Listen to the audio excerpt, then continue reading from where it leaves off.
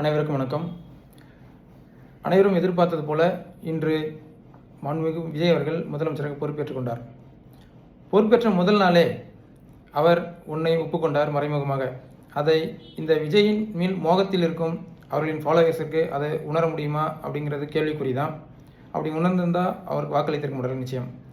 அது என்னவென்றால், நாம் தமிழ் கட்சி சொல்வது போல இலவசம் என்பது இந்த நாட்டிற்கு ஒத்துவராத ஒன்று. தற்போது இருக்கும் நிதிச்சூழலில் அது மிக பெரும் ஒரு அச்சுறுத்தல் என்பதை நாம் தமிழர் கட்சி ஒவ்வொரு மேடையிலும் சொல்லி வந்தது. அதைத்தான் முதலமைச்சராக பொறுப்பேற்றிருக்கும் விஜய் அவர்கள் முதல் உரையிலேயே சொல்லியிருக்கிறார்.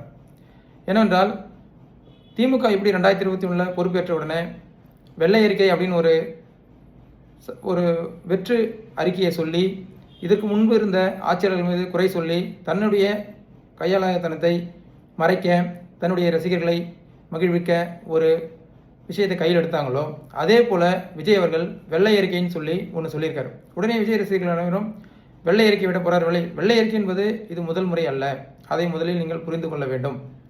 2021 திமுகவும் இதே போல தான் ஆரம்பித்தது. அதையே தான் தற்போது விஜய் காப்பியடித்துள்ளார். மேலும் இலவசம் என்பது சாத்தியமில்லை என்பதையும் கூறியிருக்கிறார். அப்படி இருக்கிற இந்த சூழலில் 200 யூனிட் இலவசம் என்பதை முதல் கையெழுத்தாக தான் கூறிய பொய்களில் ஒரு பொய்யை நிறைவேற்றுவது முயற்சி செய்ய வேண்டும் என்ற அடிப்படையில் கையெழுத்திட்டுள்ளார். அதில் என்ன செக் வைத்திருக்கிறார் என்றால், 500 யூனிட் வரை யார் பயன்படுத்துகிறார்களோ அவர்களுக்கு மட்டும்தான் 200 யூனிட் இலவசம் என்பதை விஜய் அவர்கள் இன்று குறிப்பிட்டுள்ளார்.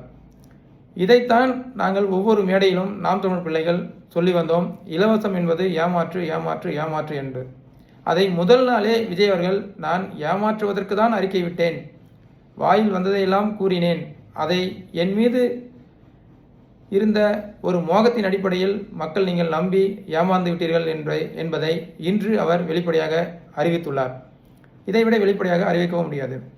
எனவே மேலும் முதல் நாளே இப்படி ஒரு அந்தர்பல்ட்டி அடித்துள்ள முதல்வர் விஜய் அவர்கள் இன்னும் போகிற காலத்தில் என்னவெல்லாம் செய்ய காத்திருக்கிறார் என்பதை காத்திருந்து பார்ப்போம். மேலும் ஒரே ஒரு முக்கியமான விஷயம் என்னவென்றால், இந்த விஷயங்களை பற்றி தற்போது நாம் எடுத்து கூறினால் விஜயின் மேல் மோகத்தில் இருக்கும் யாருக்கும் இது உணரப்போவதில்லை. எனவே அந்த விஜயின் மோகம் என்பது முடியும் வரை, அந்த காலம் வரை நாம் பொறுத்திருந்துதான் ஆக வேண்டும். பிறகு மோகம் முடிந்த பிறகு உண்மை நிலவரம் அனைவருக்கும் புரியும். அப்பொழுது மோகத்தில் இருந்த அனைவரும் விழித்தெழுந்து நமக்கு ஆதரவாக குரல் கொடுப்பார்கள். அதுவரை பொறுத்திருப்போம். என்னதான் நடக்கிறது என்பதை காத்திருந்து பார்ப்போம். நன்றி, வணக்கம்.